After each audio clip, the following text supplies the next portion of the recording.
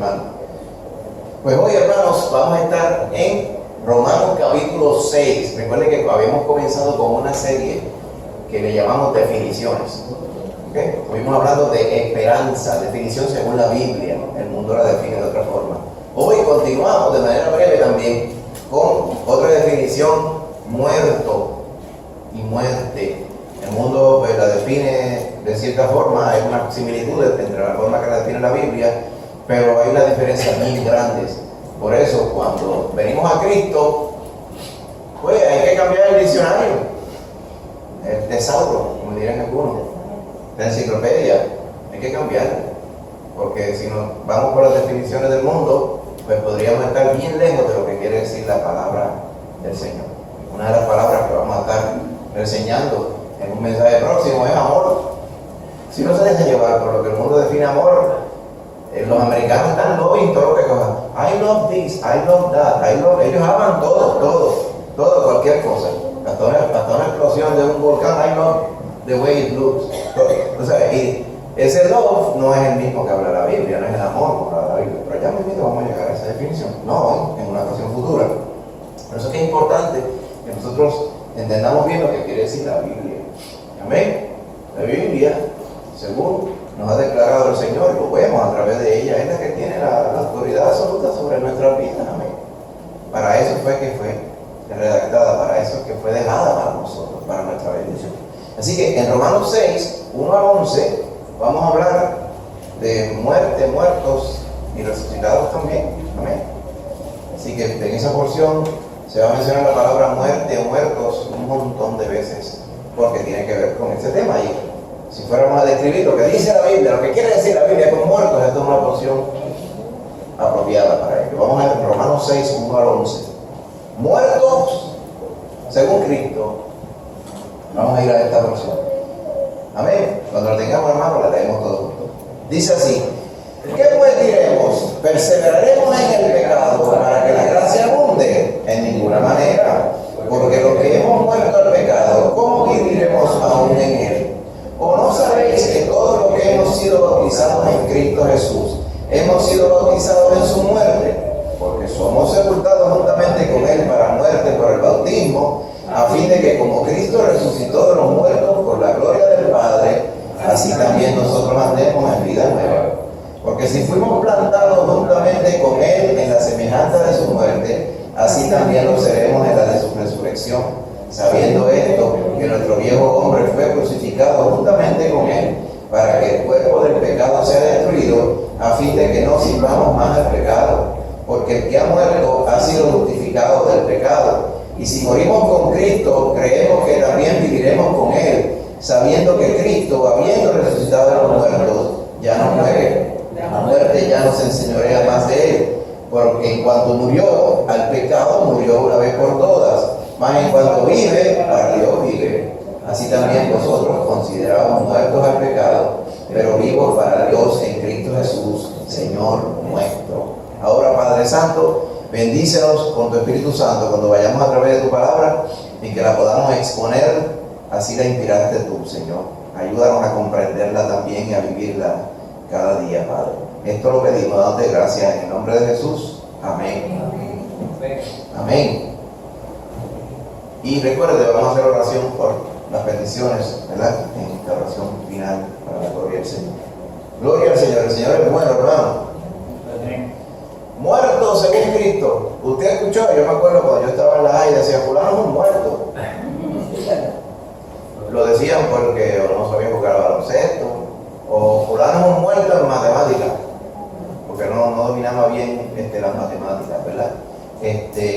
Otra cosa por ahí dice, aquel estaba como medio muerto. De hecho, esa ilustración también se usa en la parábola del buen samaritano, ¿se acuerdan? Vinieron unos ladrones y asaltaron a aquel judío y lo dejaron medio muerto.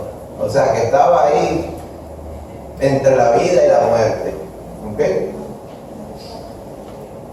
Muerto en las definiciones también religiosas de nuestro entorno, también estriba como si fuera una transición, que el cuerpo muere, pero todavía hay esperanza. ¿Okay? Así que la definición de muerto la vamos a ver según la Biblia, no solamente con lo que pasa cuando uno muere, sino qué quiere decir que uno está muerto. Y la palabra de Dios tiene unas definiciones, ¿verdad? Y habla de muertes, habla de una primera muerte y habla de una segunda muerte. ¿Okay? El mundo habla de una primera muerte, pero esa primera muerte muchas veces le da condición. O sea, la primera muerte no es definitiva. Y hay cierta verdad en eso, pero la verdad que ellos la adjudican es completamente diferente a la Escritura, porque en nuestra religión tradicional nos dicen que después de esa primera muerte, pues no te desesperes, porque hay una esperanza. Puedes cubrir la cuota que era necesaria para que al haber muerto, ¿verdad?, hubieras ido directo a la eternidad con el Señor, pero algo pasó, hubo algo que no pudiste cumplir, o sea, en términos de tus obras, ¿ok? Y esto es contrario a lo que dice la Escritura, porque las obras nunca han sido objeto para nuestra salvación. No somos salvos por obras, somos salvos para buenas obras, lo dice la palabra claramente. Pero eso no impide que el concepto religioso basado en sus propias definiciones y en su propia intención, no es otra sino engañar a la gente, vamos a decirlo con claridad, pues persisten en que después de esta primera muerte, que depende de tanto de la gracia de Dios, la misericordia de Dios, pero depende también de ti, pues la parte tuya siempre es la que se queda corta. Y cuando después de esta muerte primera, pues siempre hay una oportunidad para arreglar y quedar bien con el Señor. Vamos a ver que eso no es lo que nos dice la Escritura. Así que la palabra del Señor, especialmente en este capítulo 6, nos describe no solamente la muerte, pero nos describe otro aspecto de la muerte que es efectivo hoy día. Y esa porción no la define el mundo. El mundo habla de muerte como que ya tú dejaste de respirar y pasaste, como dicen, al más allá. ¿Cuál más allá? Sabrá Dios, como dicen ellos. Depende en qué lugar de la tierra tú vivas. Por allá, en otro sitio, por allá en Asia, ese más allá es para ver en qué tipo de ser vivo tú reencarnarías. Si tú estuviste haciendo, ¿verdad?, cosas encomiables, buenas, pues puede ser que el próximo ser vivo en que tú reencarnes sea más elevado que el que tienes ahora. Y te sigues elevando hasta que te elevas al último y llegas al karma, allá arriba, a la glorificación. Si no te portaste muy bien, puede ser que la próxima reencarnación es una vaca, o un mono, o un grillo, o una cucaracha, o un microbio, una cosa así, ¿verdad? Entonces ellos tienen esa relatividad. Ellos dicen que sí, hay vida después de la vida, vida después de esta muerte, pero que eso está definida según tú te portaste, te comportaste, según las expectativas de la gran deidad, que está indescripta. La gran deidad está formada de gente como usted y yo, que llegaron a ser la gran deidad. ¿Cómo llegó el primero de las deidades a ser deidad? No lo sabemos, ¿verdad? Entonces son de esas cosas que se quedan sin contestar. Esas son las religiones de misterio que hay típicamente, y podemos definir en grande manera. Creencias varían un poco, pero son las creencias muchas veces que están en Asia. Por eso dice, depende de donde tú te mueras. Allá los mayas tenían otras creencias, allá los aztecas tenían otras creencias. Esto parece que no quiere creer mucho, pero ahí vamos. Hombre, tenemos problemas con el micrófono, pero ustedes me escuchan ya. Muy bien. Así que depende dónde esté la gente en la creencia. Sin embargo, la Biblia hace claro que no importa dónde usted esté, la doctrina real y verdadera de la palabra del Señor es la que sienta todas las bases. Así que usted esté en China, esté en Rusia, esté donde vivían los aztecas antes, o esté en Sudamérica, o esté donde quiera, o esté aquí, donde los taínos creían cuantas y tantas cosas, y los que estuvieron antes de ellos también, todo eso es irrelevante cuando la verdad de Dios viene a la vida de nosotros. Amén. Y lo vemos claramente ahí. Por eso que las definiciones que antes le dábamos al muerto, al medio vivo, al medio listo, todas esas cosas cambian cuando vamos a la palabra del Señor.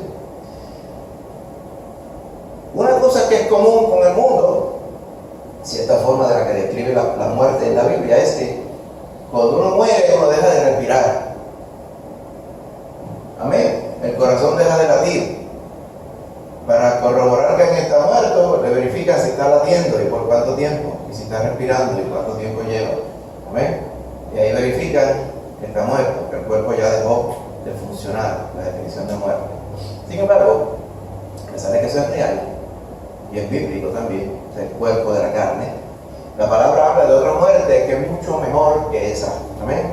Habla de una muerte que es la que nos describe aquí en capítulo 6 de Romanos. Amén. Así que si pusiéramos a definir primero, antes de ir a esta muerte especial, mucho más bendecida, ¿verdad?, que la que el mundo define, vamos a ver en qué lugar está de acuerdo el mundo con la Biblia. Amén. Sí es correcto que después de la muerte física de este cuerpo, hay una eternidad. Amén. Hay una eternidad, pero no es la eternidad que es definida por cómo yo me porté. No es una eternidad definida como muchas veces creían los egipcios, que no es que tú te portes bien, es que tienes que portarte igual de mal que igual de bien. Si era que ellos definían cuando tú entrabas, tienes que ser una vida balanceada, maldad y bondad. Ahí usted ve. Otras veces son dependiendo, ¿verdad?, cuán puro hayan sido tus pensamientos. Hay otras religiones que definen no por las acciones, sino por los pensamientos y de estas cosas. ¿Okay? La realidad es que ese estado futuro viene después que nuestro cuerpo, esta carne, deja de funcionar. Cuando la carne deja de funcionar, pues todo cambia. Ya usted deja de existir en este mundo y ya está en el mundo eterno.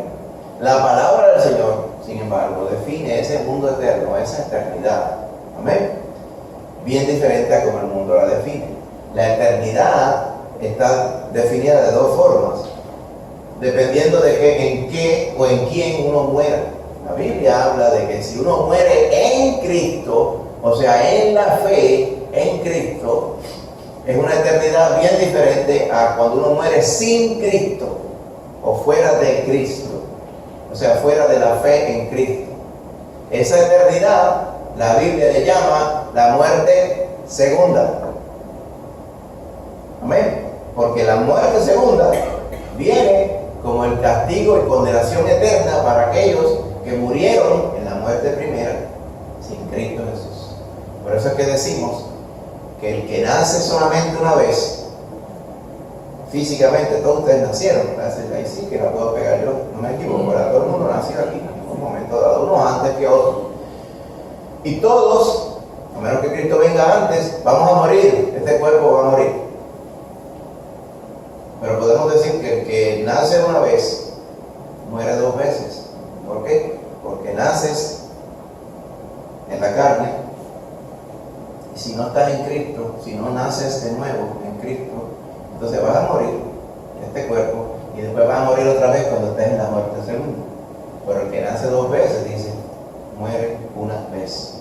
Eso podríamos resumir toda la doctrina bíblica respecto a la muerte, o sea, a la transición de esta vida a la vida eterna. Cuando la Biblia habla de muerto, la definición de un muerto, la palabra griega es necros, de donde viene lo que sucede cuando usted tiene una extremidad o alguien tiene una extremidad que está gangrenada. Le dicen técnicamente, tiene necrosis en la carne. ¿Qué es necrosis? Que ya no le llega oxígeno mediante el flujo de sangre, que es muy pobre o cero. Por lo tanto, el tejido ya no funciona y se muere. Y esa parte del cuerpo se va muriendo en vida. Amén. Algo similar ocurre con el proceso de la lepra. También el proceso no es idéntico, pero parte del cuerpo pierde el sentido y se mueren y se caen también. Por eso es que cuando alguien contrae gangrena, se le necrosa la extremidad, típicamente ocurre en las áreas del cuerpo más lejos del corazón, porque es donde más difícil llega la sangre. Y cuando eso ocurre, ¿okay?, por acción física, ¿verdad?, aterosclerosis, cosas como esas, o también le ocurre a los que ¿verdad?, temerariamente se meten a subir a grandes lugares por allá bien altos, donde la temperatura, los montes bien altos, montañas bien altas, o van a expediciones al polo ártico, al polo del sur y todas esas cosas. En ocasiones, muchas veces sucedía que no llevaban equipo de protección suficiente y se congelaban, se le empezaban a congelar las extremidades y lo mismo pasaba, se morían las extremidades y en muchas ocasiones había que cortar pedazos de las extremidades también. Tratan de cortar la parte muerta para que la parte que está viva, pues confiamos en que pudiera tirar para adelante, ¿verdad? Necros, por lo tanto, necrosis, necros es la palabra fundamental que define la muerte. Cuando algo está necros, ya es irremediable, no hay vuelta atrás, es irreversible en la carne la muerte, necros como tal. ¿Okay? Esa es la definición en el mundo. Sin embargo, la definición en la Biblia, a pesar de que necros es algo que murió, o su carne murió, no quiere decir que no pueda ser revivido, amén, o revivida, porque la palabra del Señor nos dice todo lo contrario. Entonces, si vamos a esa definición de la palabra, aquí en Romanos capítulo 6 nos empieza a hablar de una muerte, no solamente esa final necros, sino una muerte en vida como tal. Era dicho, pero ahora me estoy confundiendo más, es una muerte en vida. Vamos a lo que dice la palabra, que fue lo que acabamos de leer, pero lo vamos a definir de una forma bien breve, lo vamos a ir en profundidad, ¿está bien? Porque todo se ve claramente. El argumento que está haciendo Pablo aquí es que la muerte física, ¿por qué la gente se muere? ¿Por qué la gente se muere? Buenos y malos se mueren. ¿Por qué? Uno podría decir, porque estamos tan acostumbrados y decimos, pues porque sí. Pero la palabra del Señor va más allá, y es el argumento que está haciendo en el capítulo 5. En el verso 12 habla de Adán y Cristo. Dice que el pecado entró en el mundo a través de un hombre, y se llamó Adán. Por lo tanto, si el pecado entró al mundo a través de Adán, y el pecado le trae muerte, pues la culpa de que el hombre se muera es de Adán, por asociación. O sea, la culpa de que usted se muera la tiene Adán. Pero la Biblia habla más de eso, no en esta porción, pero en porciones diferentes. Dice que no odie a Adán, ni espere decir cuando lo vea, ya se la pueda cobrar a Adán, como muchas personas dicen. Porque la realidad es que la Biblia enseña que es por su propio, por el suyo, el mío, mi pecado, que nosotros morimos. Ok, pues entonces lo que pasa es que la mala costumbre de pecar nos la pegó a Adán. Tampoco, cuando usted viene a ver, el que empezó la mala costumbre, vamos a decir así, de estar pecando y por ende se le adjudicó la muerte, fue Adán. Pero la palabra del Señor es clara. Cuando dice, por ejemplo, a nivel de Jeremías, dice, ¿qué es esta mala costumbre que ustedes tienen de estarle diciendo que los niños van a pagar por el pecado del papá? No, ¿te acuerdas de las uvas agrias? Los papás se comieron las uvas agrias, pero la dentera no se la dio a Dios, se la dio a los hijos. No será así en Israel, sino el alma que pecare, esa morirá. Todas las almas son mías, dice el Señor. Yo soy el que defino cuándo mueren y cuándo viven. ¿Cuándo mueren? El alma que pecare, esa morirá. Claro, no se refiere a inmediatamente cuando peca, porque si no todos estaríamos muertos en el instante. ¿Ok? Shortly after birth. O sea, poco después de nacer, a los padres de pocos años, cuando hiciéramos el pecado, que es hacer las cosas como no son de maldad, ahí nos llevaba y nos moríamos. Pero el Señor habla de una vida que anda en pecado. Aquel que muere, vive y muere en pecado, esa alma va a padecer la muerte eterna, que es la muerte segunda, vamos a ir a describirla en breve. Sin embargo, es claro que a pesar de que Adán empezó con esa tradición malísima de desobedecer al Señor, de ir en contra al Señor, pues Adán no es el culpable. El punto esencial es el siguiente. Dice, Adán, el pecado entró al mundo por Adán, y cuando entró el pecado entró la muerte, y si la muerte pasó a todos los hombres, ¿por cuánto? Todos pecaron como Adán. Eso está claro. ¿Ok? Ahora bien, dice, pero el Señor nos envió un regalo, nos envió un don. Dice, el don no fue como la transgresión, o sea, el don no fue como Adán. Porque a Adán, con esa muerte, con ese pecado, le pegó la maldición a todo el mundo. Dice, pero en aquella ocasión la transgresión hizo que muchos murieran. Pero ahora muchos más son los que viven por el don de Dios, por la gracia de un hombre que se llama Jesucristo, dice el verso 15 de Romanos 15. ¿Ok? Dice, y el don, o sea, el regalo de Dios, no sucede como en el caso de aquel que pecó, como Adán, porque el juicio vino a causa de un solo pecado y todos fueron condenados.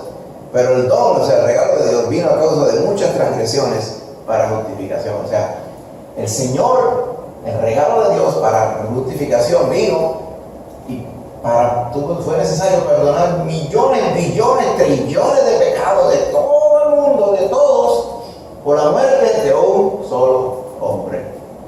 Es lo que está diciendo. Un hombre viviendo pecó y le pegó la muerte a todo el mundo. Y ahora un hombre viviendo murió y le dio la vida a todo el mundo, a todo aquel que cree. Dice, es al revés y es mejor.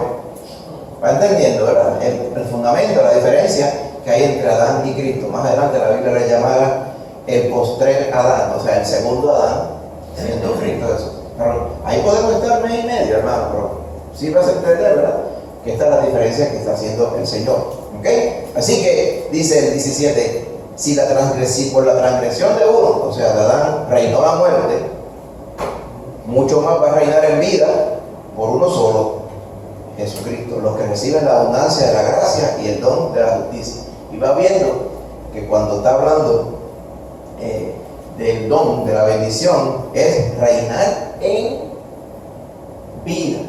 No está hablando de una muerte futura, que es lo que pasaba con el problema de Adán. Está diciendo que reinamos en vida por el regalo que Dios nos hizo a través de Cristo Jesús. Amén. Cristo vino entonces a romper la maldición de Adán. Con su muerte son perdonados todos los pecados que condenaban a muerte a toda la humanidad. Nosotros sabemos, según la Biblia, que esto no es universal, sino que hay que creer en Cristo para salvación, para que su muerte se haga efectiva en nosotros. Amén. Eso lo dice la Escritura claramente. Y por eso mismo dice, en la condenación ahora es esta, que todo el mundo se puede salvar a través de Cristo, pero no quieren venir a Cristo, no quieren venir a la luz para que sus obras no sean reveladas, porque les gusta estar en el pecado. Eso es lo que nos dice claramente en Juan capítulo 3. O sea, les gusta su futuro de morirse en vida y morirse y después morirse otra vez. Quieren eso. Algunos dirán, ay sí, pero es que como que hay cierta ignorancia. Sí, hay ignorancia, pero la palabra del Señor es clara, y la palabra de Dios le da claridad a todo el mundo. ¿Cómo usted pudo comprender y creer en Cristo Jesús por vez primera? Porque usted lo dedujo. No, porque un día usted se levantó y lo decidió. No, es porque el Señor se le reveló. Usted muerto en pecado, con su mente confundida, ciertamente llena de malas definiciones del mundo. ¿Cómo usted pudo haber creído en Cristo Jesús, en la verdadera doctrina de salvación, que a través de Cristo es que viene la verdadera vida, en esta vida y en la vida eterna? ¿Cómo usted pudo llegar allá? Por la gracia de Dios a través del Espíritu Santo, que se apoderó de usted. Y en ese momento de claridad le hizo entender claramente en quién usted tenía que creer. Y gloria a Dios, usted creyó en el que tenía que creer. Muchas personas se le hace esa invitación y deciden pasarla por alto. Amén. El Señor le da la oportunidad, y yo pienso que sí, el Señor es muy misericordioso, pero solamente a través de la claridad que el Señor nos da, yendo a través de la Escritura, viendo el testimonio de otras personas, y de momento el Espíritu Santo me dice, ves lo que te estoy diciendo, que solamente en Cristo hay salvación, que estás esperando. Amén. Y ¡pam! Y cuando usted hace la decisión por Cristo, todo su pecado de maldad y toda su vida pecaminosa anterior, todo eso es borrado. Todo eso que ya le ponía el sello, ya estaba sellado para la muerte, garantizada. El Señor rompió con todo eso, y la garantía de la muerte ya se fue al ladrón, porque Él la pagó en la cruz. Lo que nos está diciendo el capítulo 5. Por eso que cuando va al 6, Él dice, sí, pero Pablo dice, sí, pero yo sé lo que están pensando muchos aquí. Sí, Porque Pablo explicó, dirían algunos, Pablo explicó, especialmente los judíos, que, pues mira, está bien, el pecado de la muerte vino a través de Adán, y a través de Cristo vino una gracia gigante para con un solo sacrificio perdonar el pecado de millones de personas, amén, y es efectivo hacia atrás, hoy y hacia el futuro, amén, es un solo sacrificio, y es la gracia de Dios tan grande, y cuando más pecado hubo, más necesidad hubo de perdón, más gracia Él dio a través de Cristo. Y Él diría, diría la gente, ya sé cómo funciona esto. Entonces, mientras más pecado haya, más gracia Dios da. Y estaría diciéndole a Pablo, ese Pablo es un embustero. ¿A quién va a creer que Dios, habiéndonos predicado todo aquí en el Antiguo Testamento y yendo línea por línea de las cosas que a Él le ofendían, ahora venga a decir que con la muerte de un solo hombre, de Cristo, ahora todo viene a ser perdonado? Ahora lo que está diciendo es, rompe y peca por ahí para abajo, que el Señor te la va a perdonar más tarde. Un cheque en blanco del pecado. Si sabes lo que es un cheque en blanco, ¿verdad? Paga, gasta, que es como si usted fuera ahora y usted coge todas las tarjetas que usted tiene ahí en su cartera y dice, ¡fuera! Como dice, las despeluza. ¿Sabes lo que es despeluza una tarjeta? Dale ahí, ya. Con esto no da para comprar esto, pero cárgame esta otra hasta que ponla toda hasta el tapón, hasta el máximo. Y usted acarreó un montón de miles de dólares en deuda. Entonces después te dice, no te apures que mañana que yo me levante van a estar en cero todas. Eso es lo que Pablo decía, que la gente podría estar pensando. Peca, y el Señor te lo va a perdonar todo. Eso es lo que estaba diciendo. Dice, ¿qué pues? ¿Qué decimos? Vamos a seguir en el pecado para que venga más gracia. Eso es lo que está diciendo en el verso 1. No nos vamos a enfocar en el asunto de la gracia de Dios, nos vamos a enfocar en el punto del segundo versículo que dice, ¿cómo va a ser? En ninguna manera. Esa frase la repite Pablo un montón de veces, 10 veces a través del libro de Romanos. Que nunca tal cosa ocurra. En otras palabras, nosotros nos diríamos, Dios nos libre que alguien piense un disparate como ese. Eso nunca va a ocurrir. Nunca vamos a ir pecando para que el Señor nos lo devuelva. Dice, porque ¿cómo va a ser que los que hemos muerto al pecado? ¿Cómo vamos a vivir entonces en pecado? Y ahí está la definición de muerte en esta vida.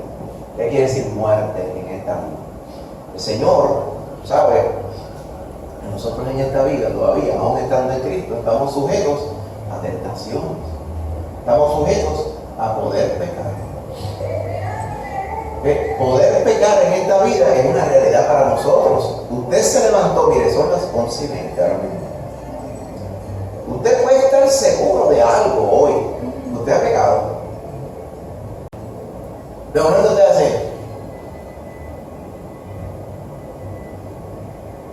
Dios le libre. Usted piense, ¿será que está hablando de otros hermanos? Yo entiendo de lo que dice el pastor, le está generalizando. Yo he pecado. Usted muy posible diga, no me recuerdo. Posiblemente diga, sí. Ya, como que me está viniendo a la memoria. Sí. Y cuando te saca cuenta, si hace un inventario, dice, esto y fueron los que recordé y los que no recordé. Los pecados que me son ocultos, o sea que no los reconocí, porque me salieron como que naturalmente automáticos. ¿Quién cubre ese pecado? ¿Usted? Lo cubre el Señor. La sangre de Jesucristo, su Hijo, nos limpia de todo pecado. Amén. Eso es lo que está hablando Pablo, pero es cuando uno está en Cristo. Eso no es que es algo tutiplén. Y usted sabe que el pecado ofende al Señor y el pecado no es algo que a usted le toca ahora. Porque cuando usted vino a Cristo, mire el verso 3, dice, usted lo sabe que todos los que hemos sido bautizados, o sea, sumergidos en Cristo Jesús, aquí no está hablando de bautismo, literalmente, pero tiene que ver, lo voy a explicar ahora. Cuando usted está sumergido con Cristo, usted recuerda Colosenses, dice, Vuestra vida está escondida con Cristo en Dios. O sea, usted está sumergido en Cristo. Dice, usted fue bautizado en su muerte. O sea, cuando Cristo, ¿qué quiere decir esto? Cuando Cristo murió en la cruz, al usted creer en Cristo, esa muerte de Cristo en la cruz, usted estaba allí con Cristo.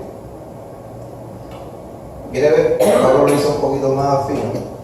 En Gálatas 2.20, vaya a Gálatas 2.20. Eso es lo que Pablo tenía en mente. Cuando Cristo estaba en la cruz, usted estaba allí con Él.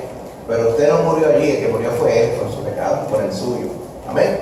Gálatas 2.20 dice, con Cristo estoy juntamente crucificado. Pablo no estaba imaginando, él estaba literalmente definiendo que estaba crucificado con Cristo. Y ya no vivo yo, mas vive Cristo en mí. Vamos a ver eso ahora en el contexto de Romanos 6.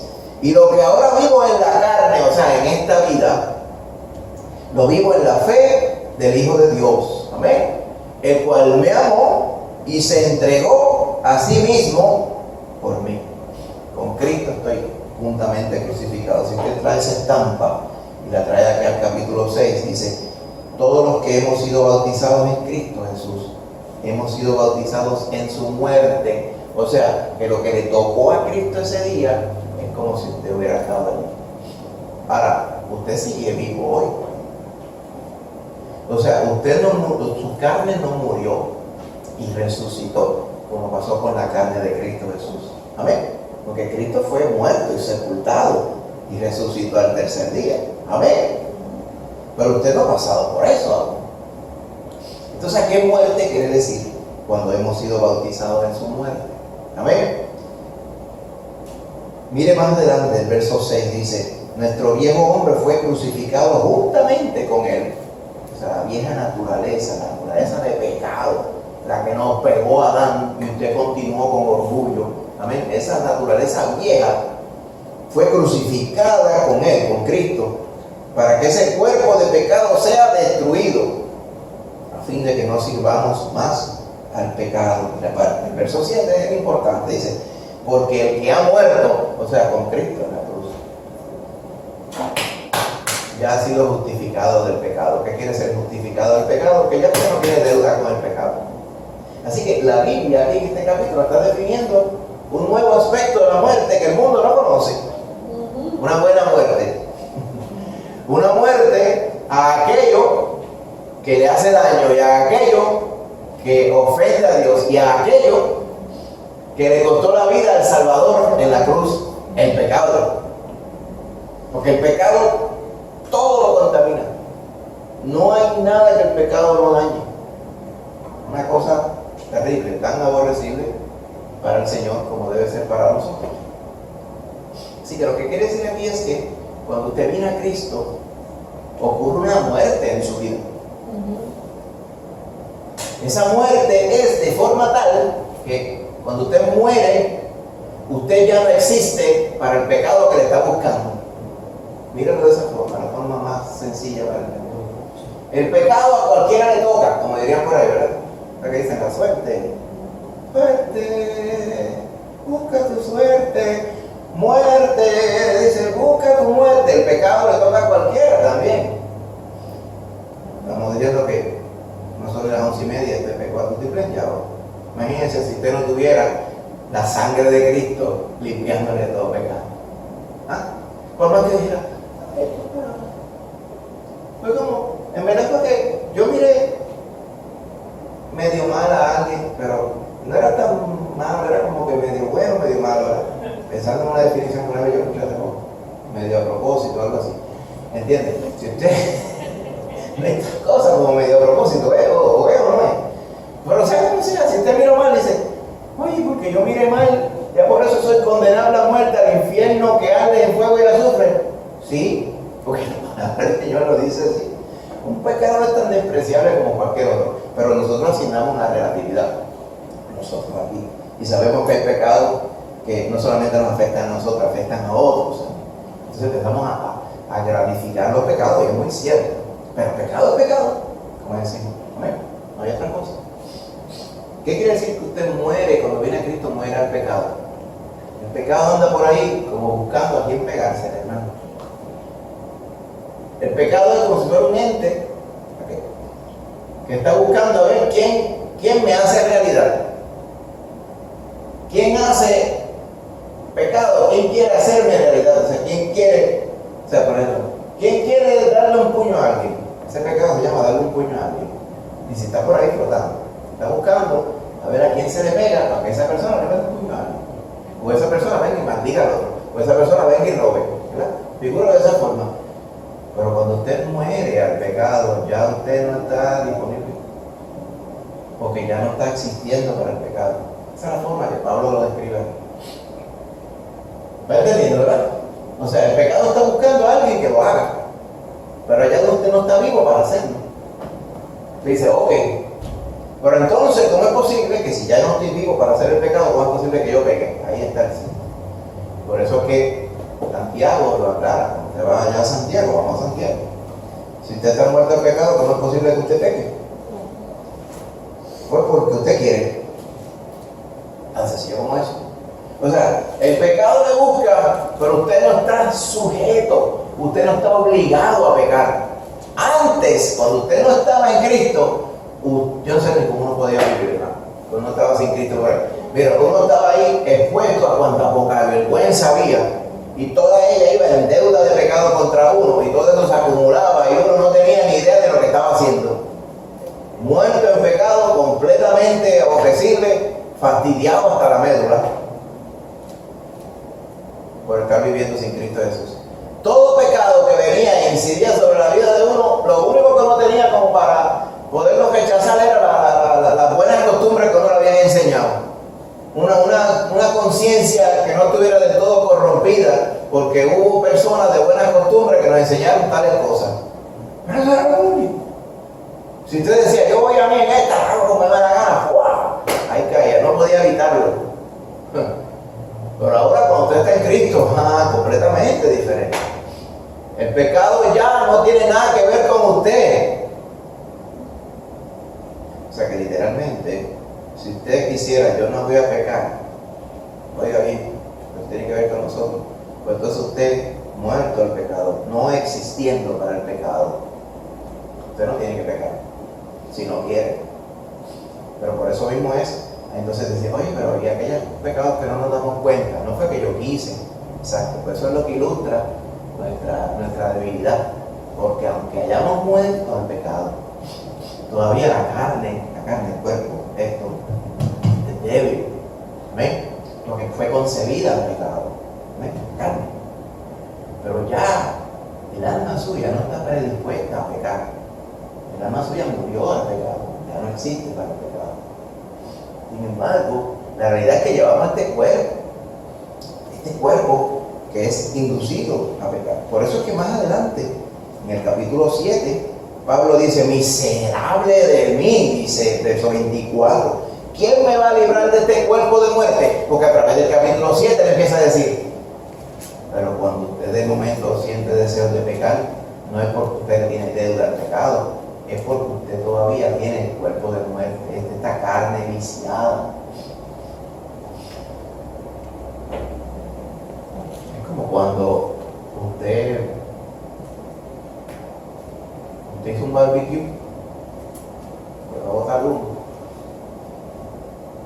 y toda la sopa se le impregnó de humo y de timo. Y usted se quita la ropa, se da un baño de tusa completo, con Irish Spring, bien oloroso, y se pone la misma ropa. ¿Qué va a pasar? Dice, de momento huele a Irish Spring, y de momento huele a Disney. ¿Cuál de los dos es cuál? Pues así mismo que estamos viviendo ahora. ¿Okay? Porque el Irish Spring es el de Cristo y el Disney es el del pecado, porque el cuerpo que llevamos encima es del pecado.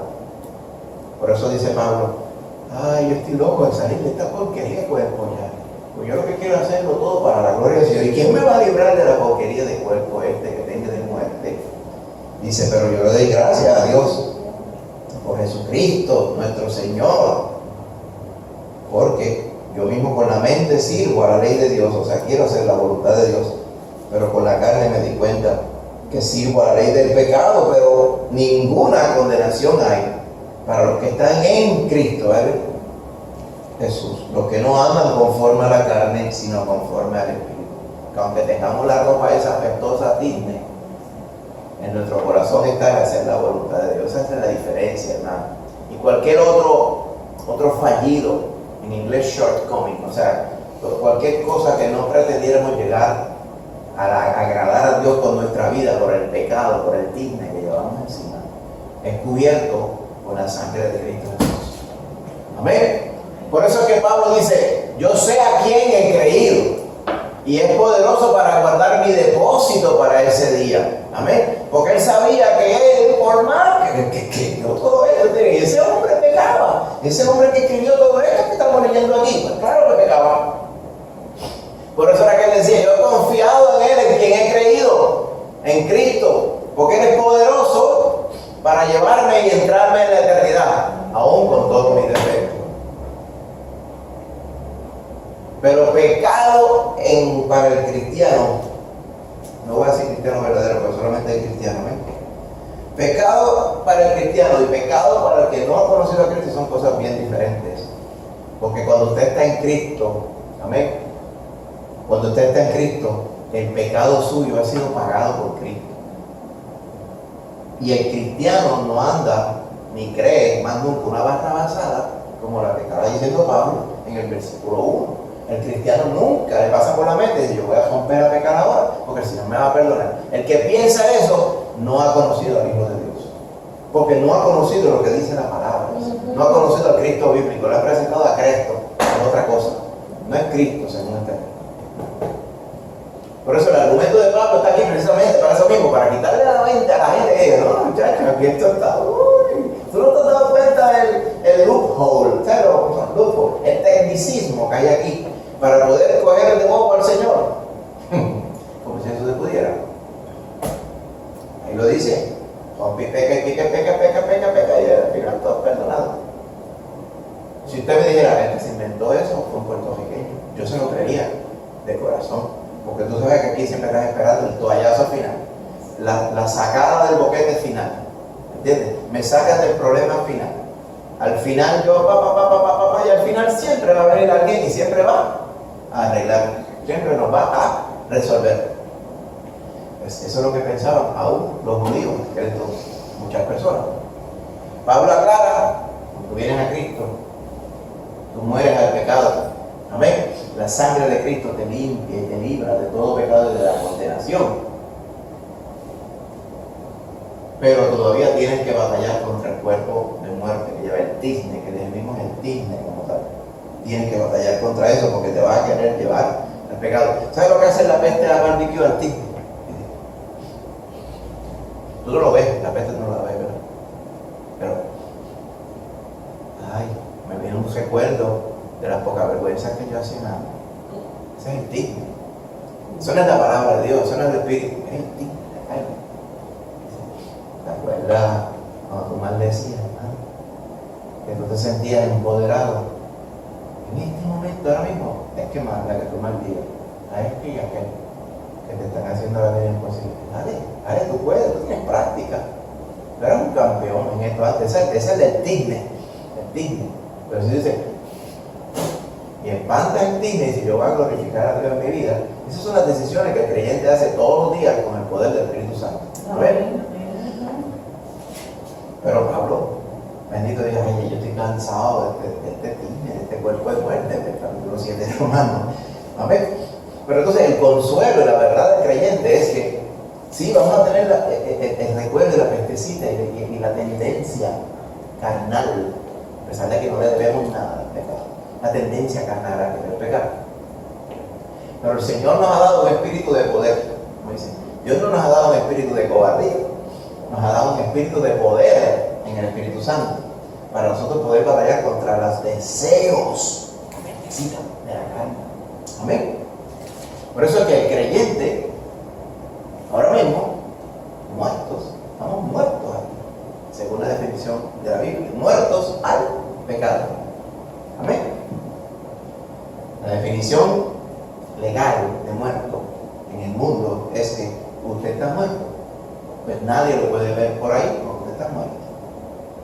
tiene que haber un lugar donde defina cómo usted falleció. Se cree que falleció. Y dónde usted está sepultado, si es que lo pudieron sepultar. Pero nadie puede venir por ahí a decir, yo se la voy a cobrar al muerto. ¿Verdad que no?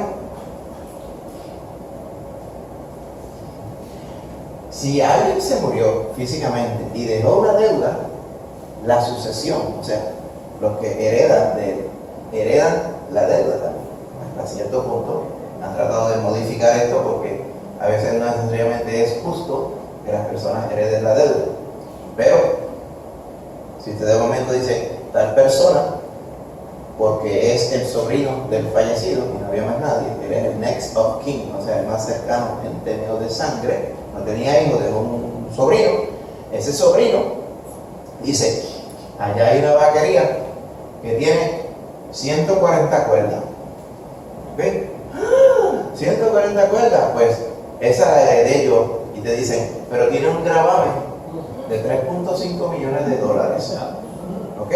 Dicen, que yo dije primero, que yo dije que era mía. Espérate. Porque el acceder al derecho a la herencia, esa le va a tocar la deuda también. Entonces, espérate, dame un bolígrafo. ¿Cuánto te dijiste que debí? ¿Cuánto tú crees que vale? Me vale como 2 millones.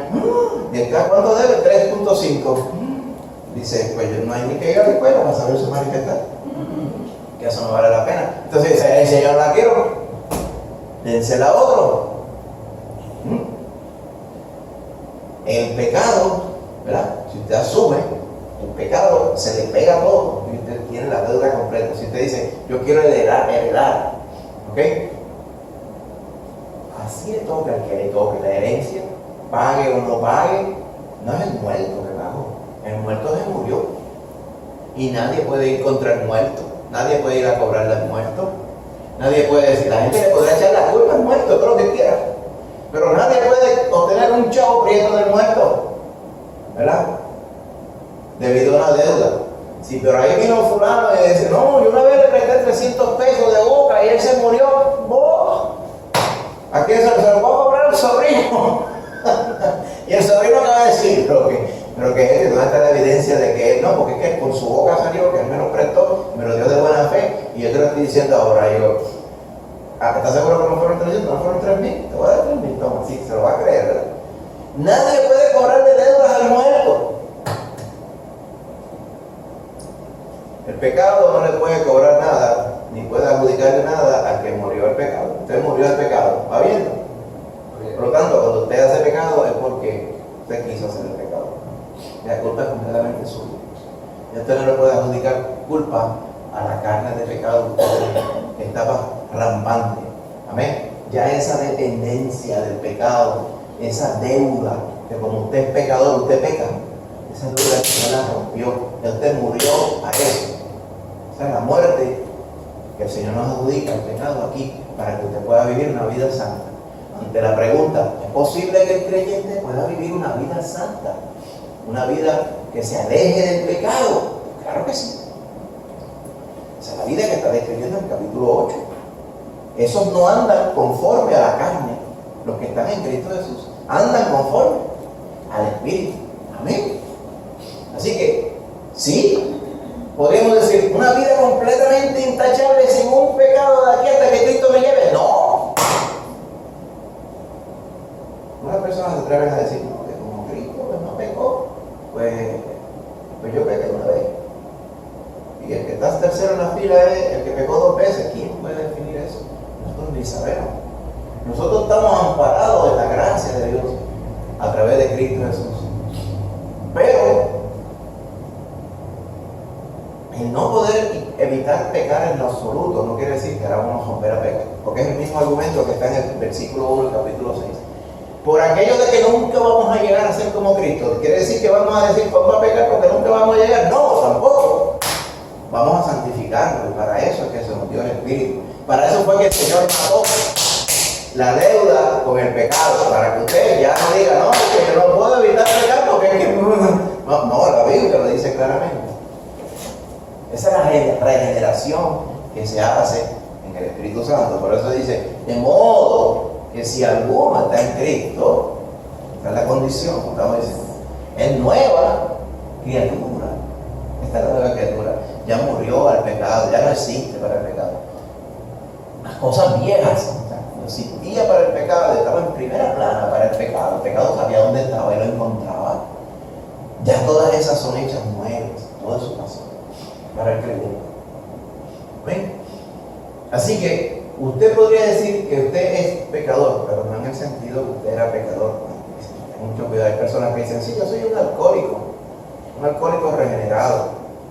Eso no es verdad del todo. Usted es regenerado, pero usted no es alcohólico, porque no puede ser regenerado y alcohólico a la misma vez. Cuando usted viene a Cristo, el Señor le transforma. Esa transformación es real. Usted era un bandido, un mequetrefe antes.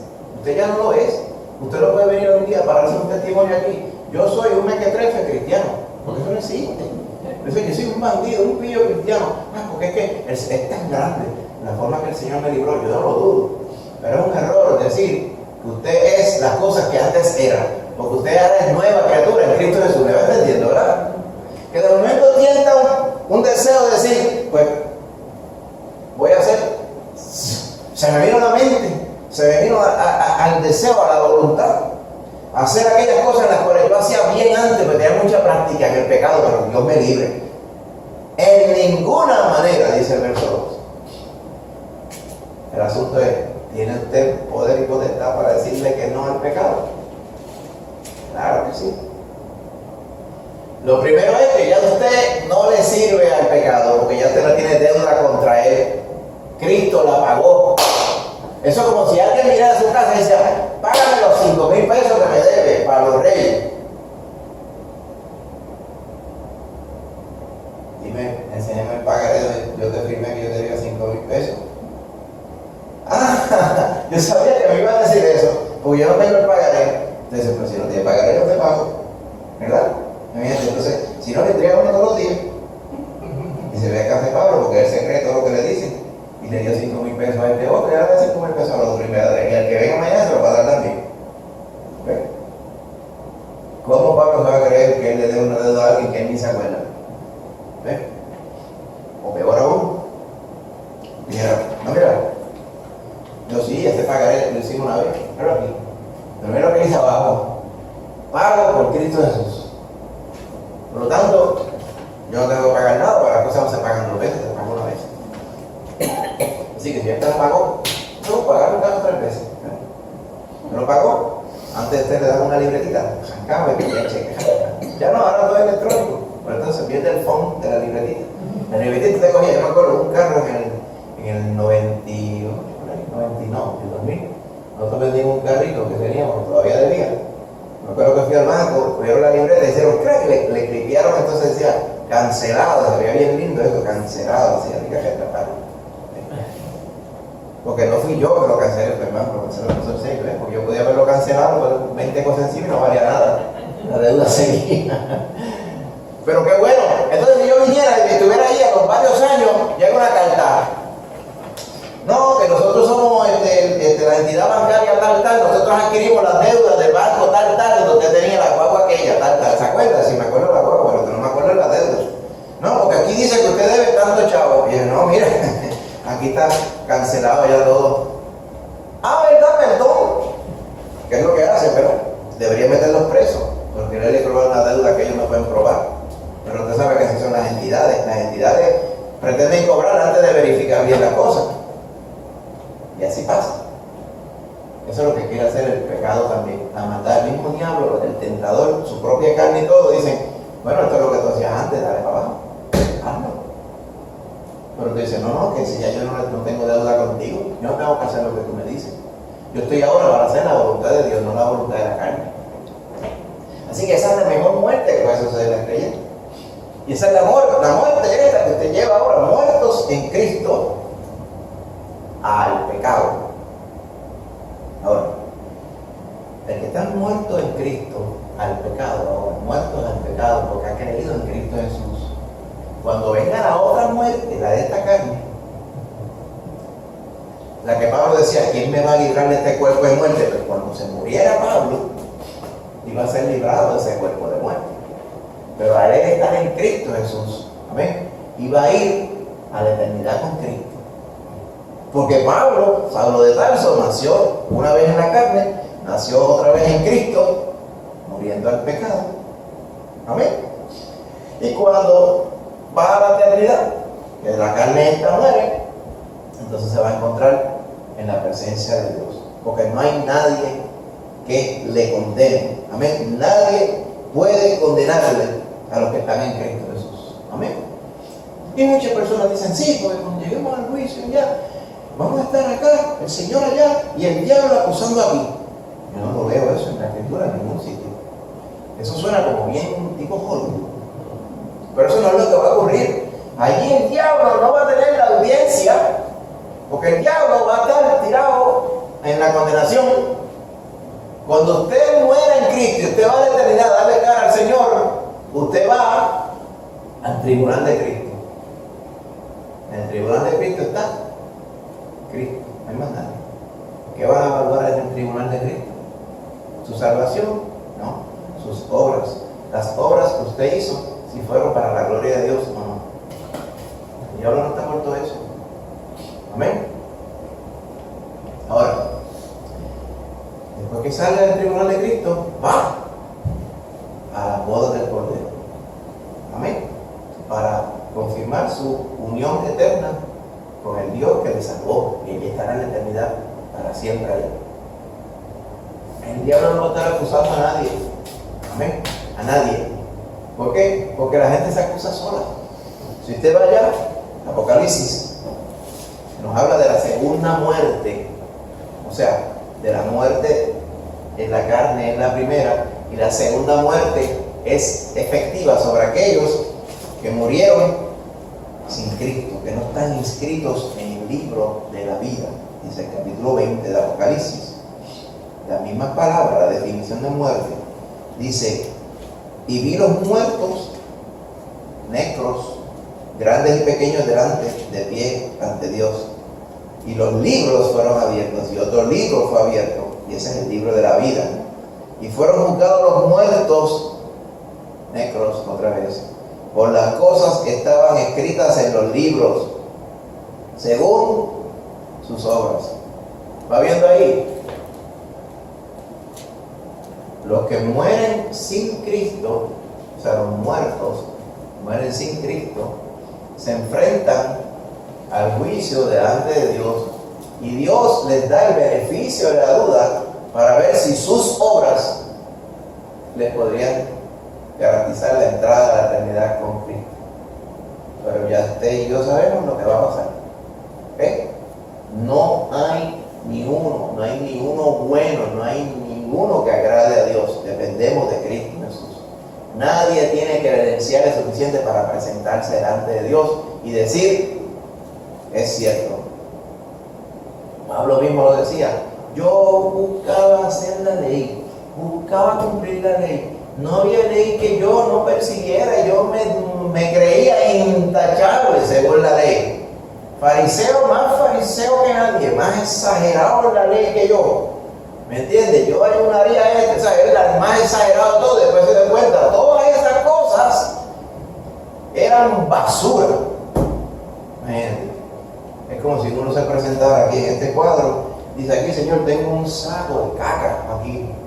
Y ese saco de caca que tengo aquí es en virtud para yo pasar a la eternidad contigo. Entonces eso es ofenderle la cara al Señor. Como diciendo, mis obras tienen que ser buenas. Porque yo soy este y aquel, aquí y allá, yo era acá, yo era el menos malito de todo, yo era la estándar para la gente de portarse bien. Por eso es que cuando uno muere sin Cristo, lo único que tiene uno para presentar delante del Señor son sus obras. Dice, el mal entregó los muertos que había en él. O sea, esos muertos que no los enterraron estaban en el mal. La muerte y el Hades se entregaron los muertos que había en ellos. Como que dice, ya a mí me sepultaron, yo me salvé de esta. No, todo el mundo sale de donde está y va a darle cara al Señor. Y fueron juzgados cada uno según sus obras. pasar. Por eso dice, y todos, dice, fueron lanzadas a la muerte, el Hades, al lago de fuego. Esta es la muerte segunda. Y el que no se halló inscrito en el libro de la vida fue lanzado al lago de fuego. Esa es la muerte segunda. ¿Okay? Y ese sí que es terrible. Por eso es que la definición de la eternidad depende de en quién nosotros hemos creído. Así que, si nosotros fuéramos a concluir y dijéramos, vamos a resumir cuál es la definición de muerte según la Biblia. Bueno, muerte es muerte. Necros, cuando hay un muerto, está muerto por completo, ya no hay vida, no hay aliento de vida en él. Si le cuentas los momentos y las horas, se va descomponiendo el cuerpo. Amén. Ya el cuerpo no sirve, el cuerpo está muerto físicamente. Ahora, cuando usted está escrito, como estamos ahora, y usted estaba muerto en pecado, porque el pecado que usted hacía y del cual usted era esclavo, le condenaba, cuando usted viene y cree en Cristo Jesús, amén, Cristo por medio de su Espíritu Santo le transforma y ocurre una muerte en usted, la muerte al pecado, para que usted ya no está registrado en los libros de pecadores. ¿Está bien? Cuando el pecado va buscando a ver quién lo puede hacer realidad, no le va a encontrar a usted, porque usted fue dado de baja de ese libro. Amén. Fue dado de baja de ese libro y fue apuntado en el libro de la vida. ¿Sí que funciona? Porque el libro de la vida no se inscribe uno, el libro de la vida se inscribe uno siempre. Por eso dice en las cartas a las iglesias, en Apocalipsis, dice, al que venciere, ¿verdad?, no le borraré del libro de la vida. Amén. No es que quiere decir que él boja, es que él dice que lo que vence, que no lo boja. Lo mismo. Cuando estamos en Cristo Jesús, vencemos la muerte eterna. Y esto que habla en Apocalipsis 20 no es para el creyente, es para el que tiene la osadía de vivir la vida sin Cristo y no hacerle caso al llamado de salvación del Señor y después pretender presentarse delante del Eterno allá arriba y a darle cara con su propia justicia. Por eso decía Pablo, yo me voy a presentar allí con mi propia justicia, que es por la ley, sino la que es por la fe del Hijo de Dios, que me amó y se entregó por mí. Pablo estaba claro, yo llegaba a seguir en la brutalidad de estar haciendo las cosas según me las definía la religión, y seguía yo con aquel tranco que yo llevaba creyéndose mal, y de momento me moría. Llegaba yo aquí a la presencia de Dios con el saco de excremento y se lo quería presentar al Señor. Imagínate lo que me iba a pasar. Por eso es que él estaba bien claro con todo esto que le hablaba. Él lo quería explicar para que nosotros lo entendiéramos. Así que usted es muerto del pecado, pero vivo para Cristo Jesús. Amén. Por último, dice el verso 8, dice, y si morimos con Cristo, o sea, al pecado, usted vino a Cristo, usted murió con Cristo en la cruz, creemos que también viviremos con Él. Porque sabemos que Cristo, habiendo resucitado de los muertos, ya no muere. ¿Va bien lo que dice aquí? O sea, cuando usted viene a Cristo, usted murió con Cristo en la cruz, pues cuando usted resucite a la eternidad, usted no va a morir más. Lo mismo que Cristo Jesús, ya no muere. ¿Por qué? Porque la muerte ya no manda, ya no se enseñorea más sobre él. La palabra enseñorear habla de Kyrios, o sea, la muerte ya no manda sobre el creyente, pero sobre el que no es creyente, la muerte es la que gobierna. Dice, porque cuando murió el pecado, al pecado murió de una vez por todas. Ya usted murió el pecado, está dado de baja de los libros del pecado, de los pecadores. Pero en cuanto usted está vivo, usted vive para Dios. Ahora usted vive para el Señor, no para el pecado. Antes vivía para el pecado, ahora vivo para el Señor. Y por eso dice el 11, terminamos. De esta forma, considérense, estoy parafraseando, ustedes muertos al pecado, pero vivos para Dios en Cristo Jesús, Señor nuestro. Así que estamos en Cristo, estamos vivos para el Señor, pero estamos muertos para el pecado. Estamos vivos para el que tenemos que estar vivos, y estamos muertos para el han muerto también, para que podamos vivir para el Señor. Amén. Así que, la palabra muerto, si alguien le pregunta, ¿lo puede definir la palabra muerto? Tiene muchas definiciones, depende de qué muerte estamos hablando. Ah, sí, hay más de una, sí, hay una, no importa. Tenemos que definirla según la palabra. Dice, la más que me gusta ahora mismo, la que tengo ahora mismo es que yo estoy muerto. ¿Muerto tú? ¿Cómo muerto? Muerto del pecado. ¿Qué es eso? Vamos a ver. Pero una importantísima es que cuando usted está muerto del pecado, está vivo para Cristo. Amén. Y cuando este cuerpo se muera, se va a morir, si Cristo viene antes, usted resucite a la eternidad, usted va a ir a la eternidad con Cristo y no va a ir a presentarse ante el Señor con obras muertas, pecaminosas, que no tienen ningún valor para el Señor. Por eso sigamos al frente, amén, con este fundamento, con esta verdad que el Señor ha hecho con nosotros, la transformación que ha hecho. El que está en Cristo es nueva criatura. Amén, en el nombre de Jesús. Estamos de pie, hermanito querido. El Señor es bueno, hermano. Gloria a Dios. Pues mire, muertos según Cristo, que no hemos visto hoy. Oramos. Padre Santo, Señor, te damos gracias en esta mañana todavía, Señor, de este día. Gracias te damos por tus bendiciones, Señor. Te pedimos tu bendición grande en nuestro corazón, Padre, por habernos traído a través de tu palabra, mi Señor Jesús. También por habernos salvado, por habernos hecho muertos con Cristo el pecado, sepultados en el bautismo y resucitados a vida nueva, Padre Santo. Una vida nueva que no tiene nada que ver con el pecado. Ayúdanos, Señor, a hacerte firme, Señor, a andar contigo, Padre, a reconocer esta verdad fundamental, cosa de que no creamos las mentiras del diablo diciéndonos que estamos todavía amarrados, porque ya tú pagaste toda deuda de pecado, mi Señor Jesús. Ayúdanos, Señor, a hacerte fieles y a honrarte, Señor, a cada momento de nuestras vidas, Señor. Padre, también en esta hora queremos interceder, Señor, por Ángel González, Señor, que está afectado el corazón, y por algunos análisis que tiene que hacerle, Padre Santo, también. Te pedimos así también por la salud de Luis Nieves, también, Señor, que puedas tú visitarle con tu gracia.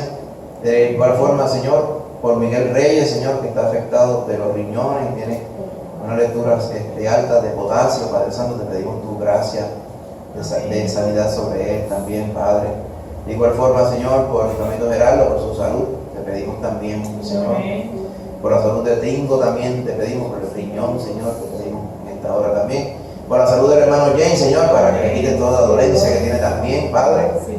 Cualquier otro hermanita, Señor, que estuvieran dispuesto hoy, Señor, por alguna otra situación, sea de salud o no, Señor, que estés tú allí, dando, Señor, tranquilidad y dando tu paz también, Señor Jesús. Te pedimos también por América Casimira para que todo el asunto de buscar, Señor, se pueda resolver y pueda estar pronto con nosotros. De igual forma, Padre, a los que entendemos que no tenemos nada, pues siempre tu gracia está sobre nosotros también. Te damos gracias, mi Señor, porque sabemos que en todo momento podemos contar contigo, mi Señor, porque tú eres bueno y tu misericordia es para siempre, Padre. Ahora, Señor, te pedimos esta bendición. Dándote gracias y dándote también que lo lleves con bien, Señor, a nuestras casas, que nos salgamos de aquí. En el nombre de Cristo Jesús lo pedimos todo. Amén. Amén. Amén. Que Dios me le bendiga, hermano, que vayan bien. Saludos a su hermanito, a su hermanita, en el nombre de Jesús. Amén.